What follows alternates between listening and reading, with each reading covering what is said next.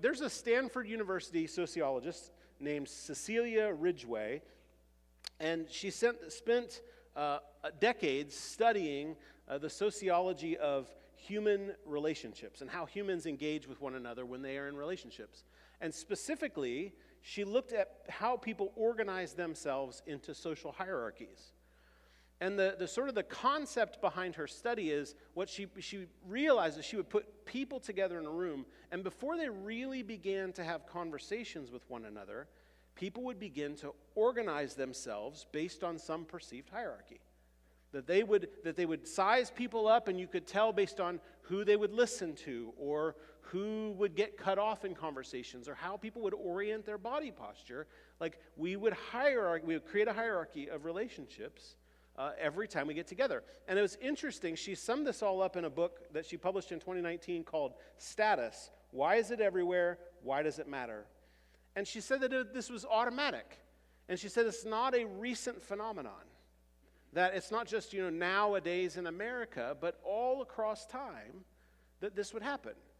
That people seem to have some innate desire to rank one another in a hierarchy and organize based on that. And so the whole thing that she came up with was she noticed this phenomenon, and what she decided was that somewhere in human nature is this status seeking.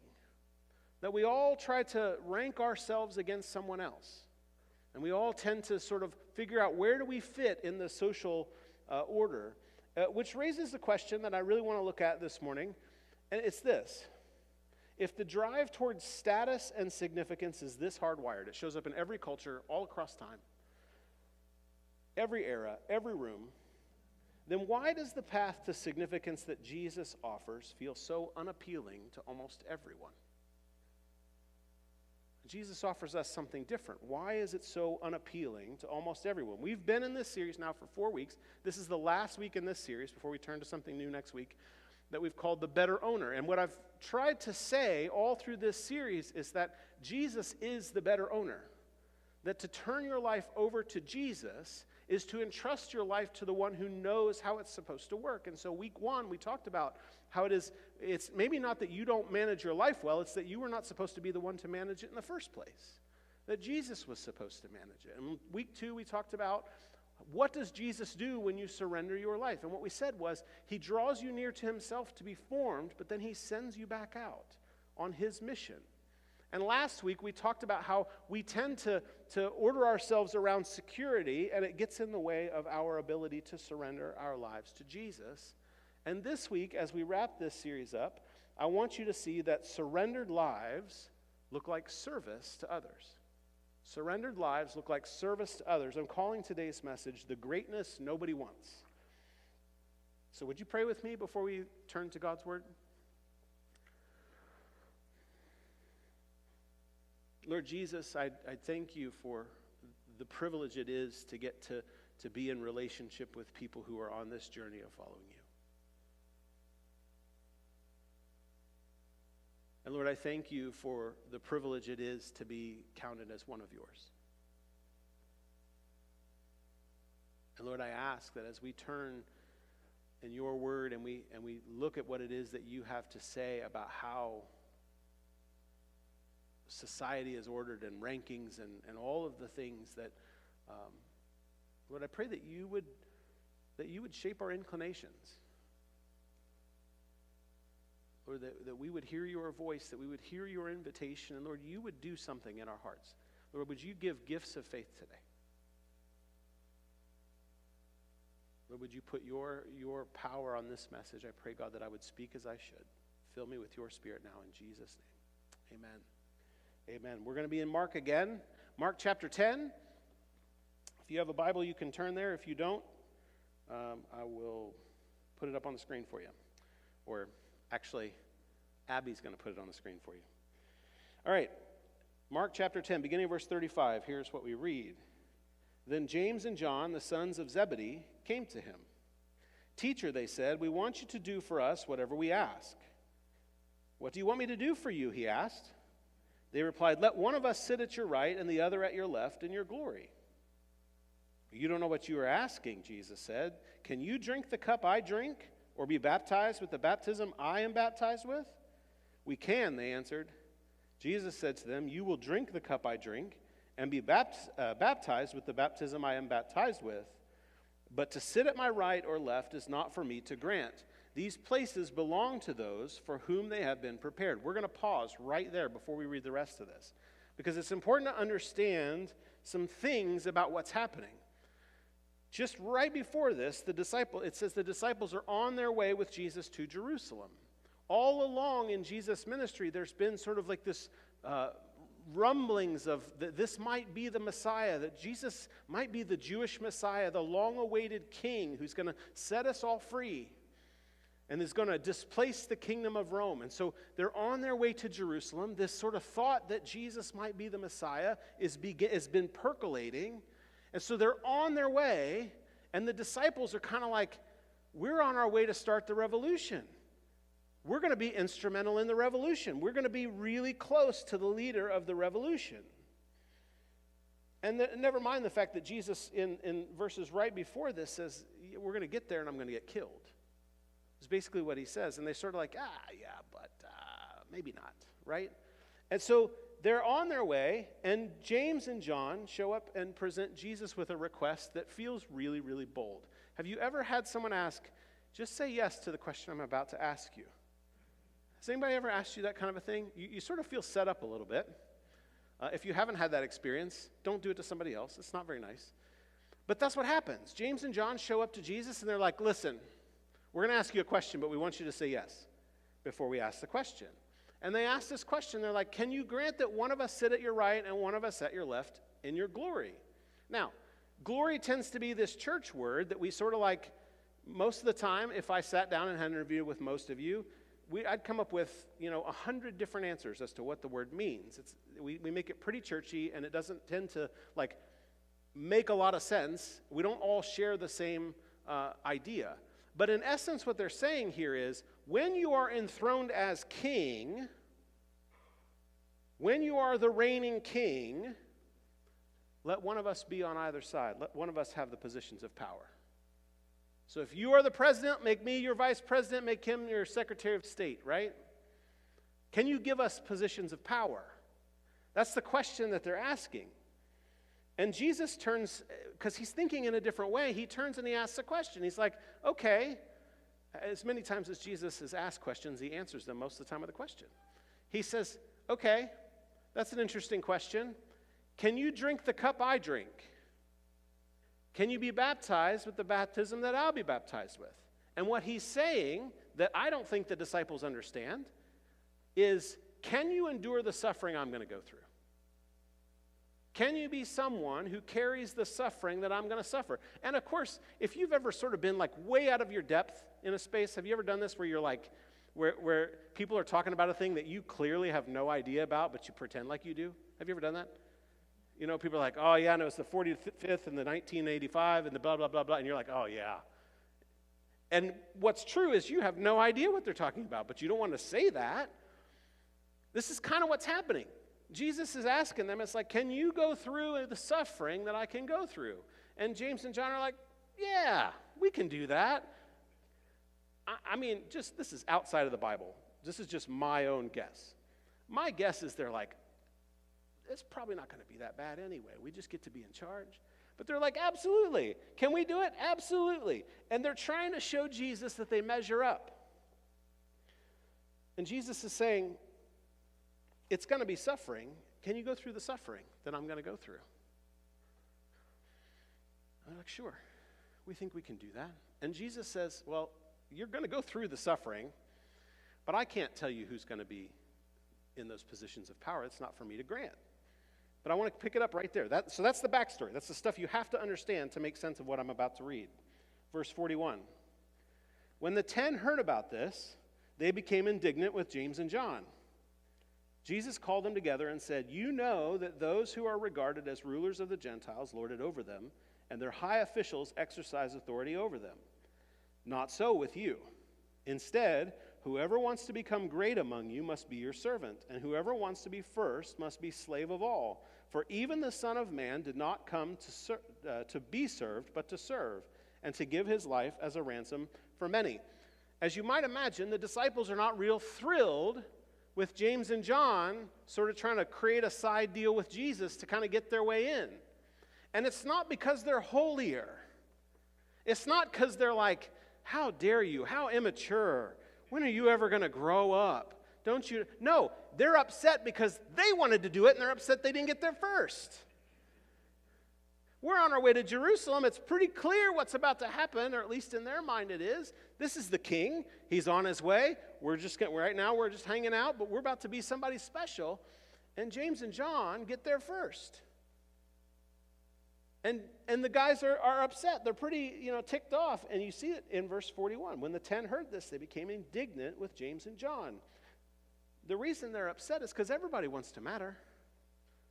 Don't we all want our lives to matter?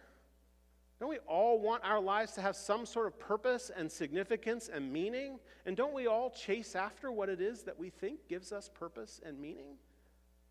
We all want that. We all want our lives to be considered of value and to matter. That was a lot of our series all the way through Lent and Ecclesiastes, is that every last one of us wants our life to have value and meaning and purpose.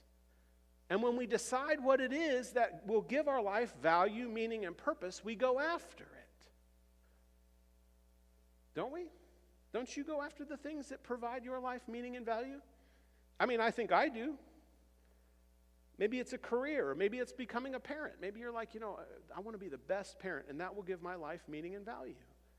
And so just go after being a great parent.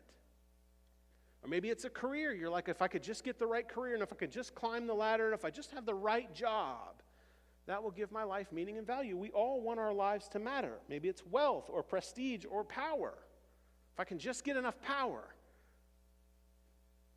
then my life will matter. Then I'll be great.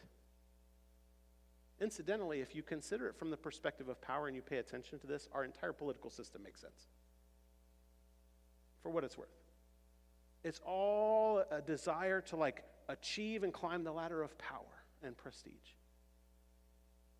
Everybody wants their life to matter. And maybe you're like, well, that's not me. I'm not trying to be great. I've tried some of those things. I've tried to make my life matter, and I've just given up on all of it.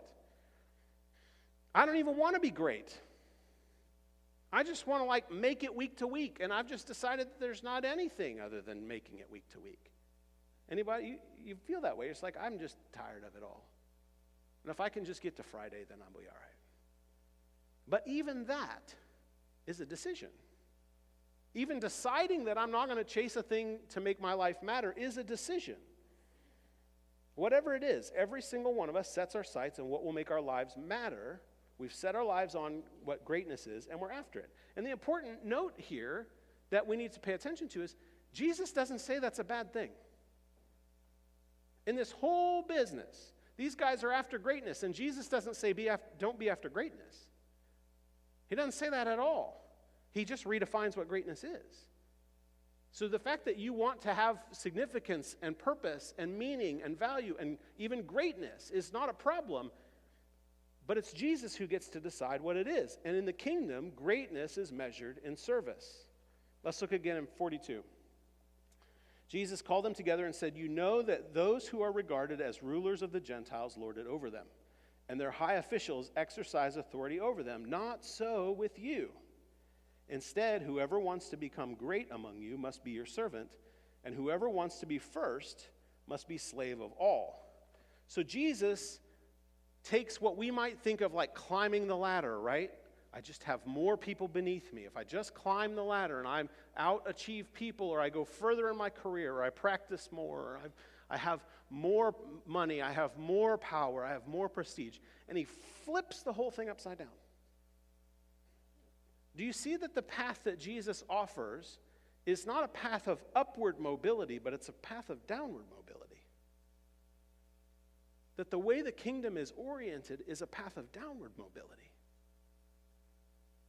And he sort of creates two steps. I don't know if you saw this.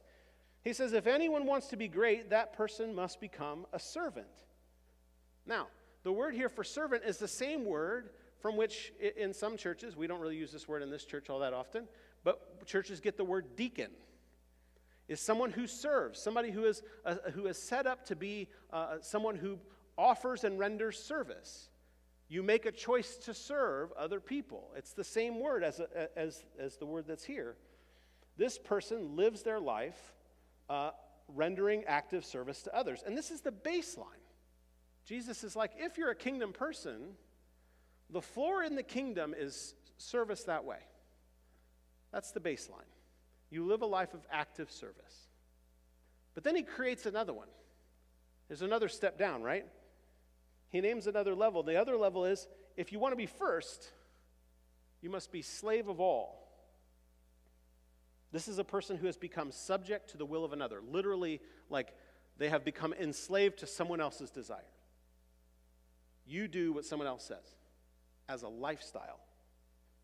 And it's beyond offering active service. Now this is subjecting yourself to the will of everyone else. And that's the ceiling.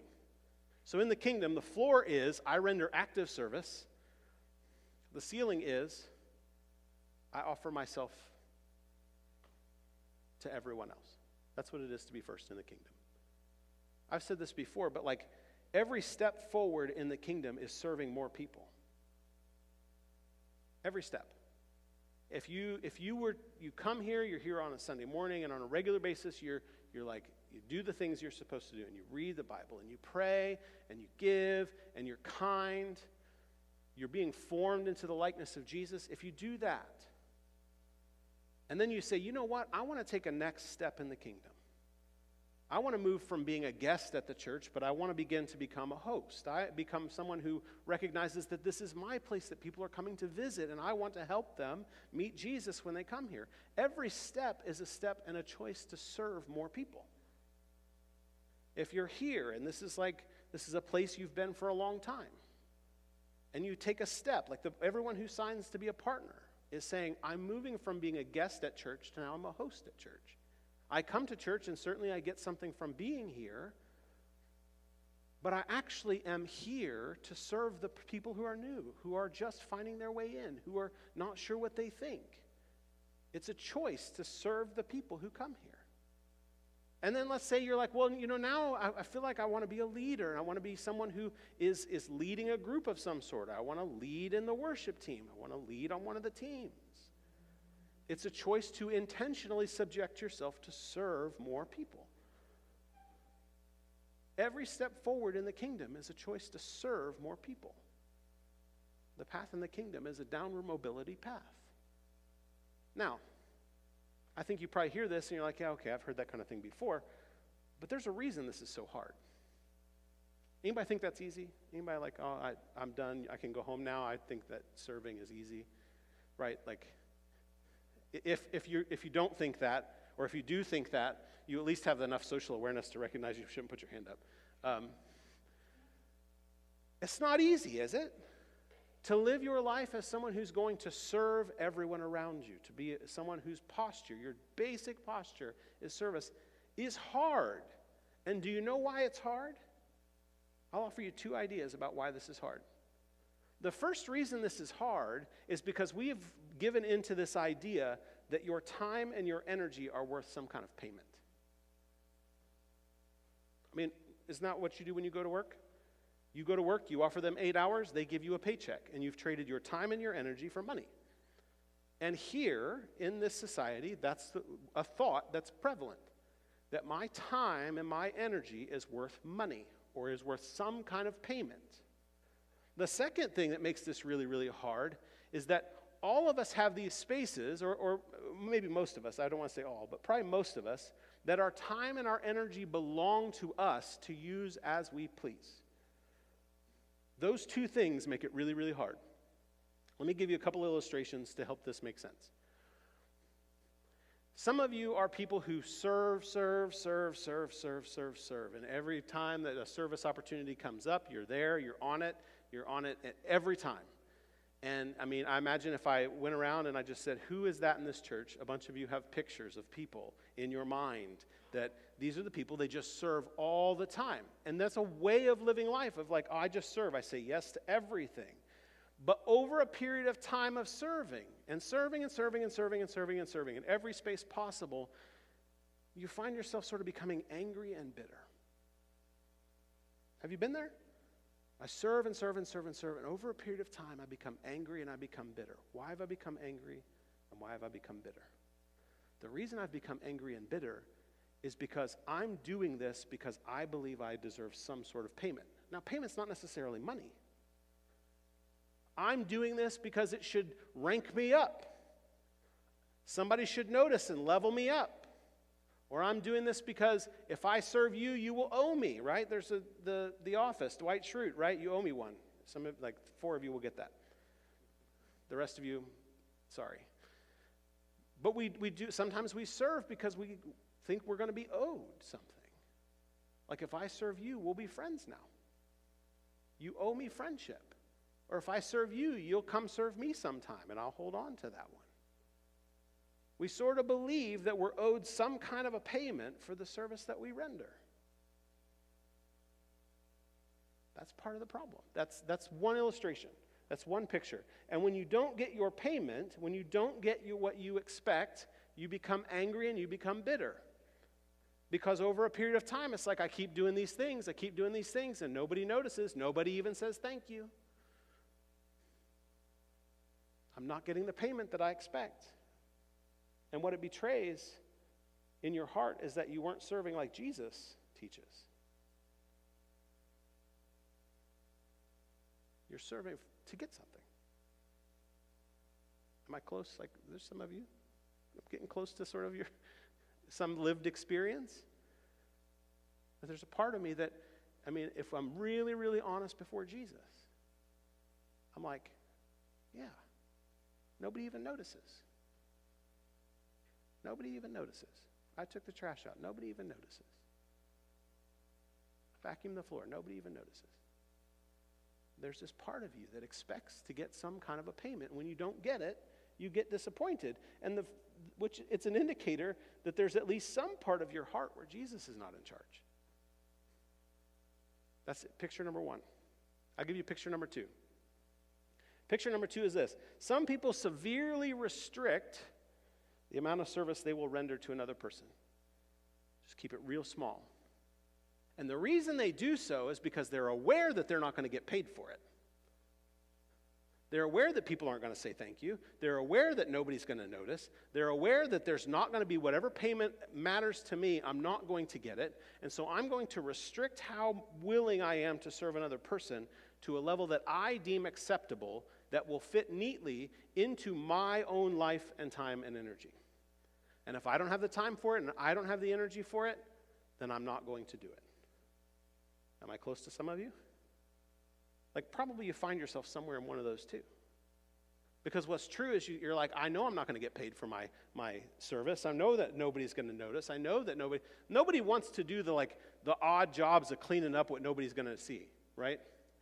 Nobody's signing up to do that. But often this person understands they're not going to get the payment. And so there's this attachment to payment for service. And again, I'm not talking about money. I'm not going to help that person because nobody's going to know or nobody's going to notice or I'm not going to get the thing that I need. And there's this idea that my time and my energy is mine to do with what I want to do. Now, I got to be really careful here. Often the word burnout gets attached to serving, does it not? Some of us have experienced ourselves in that place. There's not a team in this church, not one team in this church that I have not had conversations with the leader about concern about burning people out. Every team is concerned about that. Everybody's worried about, I don't want people to be on too much. I don't want them to do the things too much because I don't want to burn people out. And I think that it's valuable to not try to burn people out. I think that matters. But I want to push on it just a little bit. See, burnout happens not because people serve too often. Burnout happens because of a disappointment of expectations. And so when you serve expecting to get something, Burnout from serving happens because you didn't get what you expected out of it. And so if you expect somehow there's some sort of like, I'm owed something, or somehow I expect some kind of a payment, I expect people are going to appreciate me, or I'm going to level up, and then that doesn't happen. It begins to create burnout. It creates resentment. It's like, well, why am I doing this anyway? Because I could be doing something better with my time, right?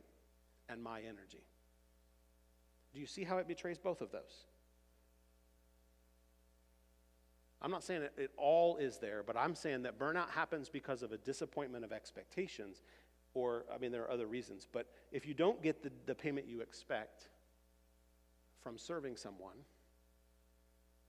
the odds are high that you will begin to resent the thing you're doing or the people that you're doing it for.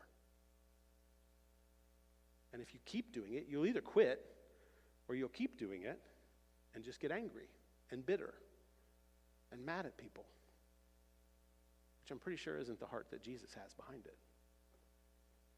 What Jesus is saying here is that the life of a kingdom person is a life at the very least that's oriented towards serving people. At the very least. So how do we do this? How do we live a life of service that doesn't burn ourselves out? The only way that this works is that you surrender your entire life to Jesus and you trust that he actually cares about you. That's it. That's literally the only way. If there's any part of your life that you keep, if there's any part of your life where you are still in charge of your life, serving people becomes really, really, really hard over a period of time. Because that part you think you're in charge of, that part lives in this world that believes that you're owed payment for your time. And that part is the part that feels shortchanged when somebody doesn't give you the payment that you think you're owed. It's that little bit apart. The only way is to surrender your life to Jesus entirely and let Jesus decide what matters for you and what's important and where you should spend the time and energy that he entrusts you. It's literally the only way. When you no longer own your own time and energy because you've placed it in the care of Jesus, who is the better owner, you no longer believe your time and energy are yours to choose or to use however you choose. And they also are no longer yours to trade for payment. Do you see this? Am I making sense? Once you've surrendered it all to Jesus, it's his to do with what he wants. It's not yours. But that gets scary for some of us, does it not? Because the fear, maybe this is not you, maybe this is me. The fear that I have, if I offer myself entirely to Jesus, and I entrust every bit of my time and energy to Jesus, I'm now putting a test on Jesus. Does he actually care about me? Will he actually provide for me? Is he going to work me to death? We begin to discover whether or not we actually trust Jesus at all. And I think if we're honest, if we're really honest before God, and maybe not something you're going to stand up and say, but if we're really honest before God, I think the reason we don't do that is because we're not sure we can trust him. We're not sure that if I actually turned my entire life over to Jesus, and I actually entrusted him to dictate how and where I serve, and what that even looks like, we're not sure he wouldn't work us to death. We're not sure he wouldn't just take advantage of us. We're not sure he would care about us and our recovery as human beings and our rest as human beings. I think if we're really honest, that's a fear that we all have, or at least most of us, is if I actually surrendered everything to Jesus and I said, Jesus, you can decide what happens with my time, my energy, and my money entirely. We're just not sure that we trust him like that. And I think that's okay. I think it's actually helpful to name that fear. But I think if you don't name it, it's really hard to do anything with it. I think for a lot of us, that's the fear we have. What if I actually did entrust my entire time, energy, and money to Jesus? what would happen? Will he take care of me? Will I be able to pay my bills? Will he make sure I have some way to fund the things that are necessary for life? Will he make sure that I can put food on the table for the kids? I think it's worth not running past that. So how do we go forward? Like, if that's actually the fear, that we're not sure that we can trust Jesus all the way, how do we go forward? Look with me at verse 45. For even the Son of Man did not come to be served, but to serve, and to give his life as a ransom for many. The reason you can trust Jesus is because the life he's asking you to live, he also lived. Have you ever been in a place where a teacher tells you to do something, but they don't do it themselves? Right? Like, this is good for you. I'm a teacher of theory. Jesus is not a teacher of theory. Jesus is like, I'm showing you how to live a life that's oriented toward service, and I'm inviting you into that. You can trust Jesus because he lives the message that he's inviting you into, but it doesn't stop there. It doesn't end there, and this is so important. Jesus said that as the true king, he gave his life as a ransom. That word ransom is significant. What it means is making payment to set someone free from a thing they could not set themselves free from. Jesus not only shows you how to live this life he's inviting you into, Jesus also gave his life to set you free from your own enslavement to death and sin and the grave. And on top of that, to set you free from thinking you have to run your whole life and you have to manage your time and your energy and your money. He gave his life to set you free from all of that. He gave his life to set you free from this belief that you have to get payment for your time, energy, and the things that you do. Jesus gave himself as a ransom to set you free from being a know-it-all, from being the one who knows all the things and can manage everyone's life, including your own. Jesus set you free in order to be able, that you could turn your life to him and that he could show you how to live life. And that's significant. A king who would lay down his life to set you free is worth giving your entire life to. If Jesus actually owns your time and energy, what does he do with it? He deploys it in service to others. That's what a surrendered life looks like. Not occasionally, not in exchange for something, not till you burn out waiting for payment that never comes. Just serving. Just serving someone else. Because that's what kingdom greatness actually is. We started this series asking what it would look like if Jesus actually owned your life. Today is the answer.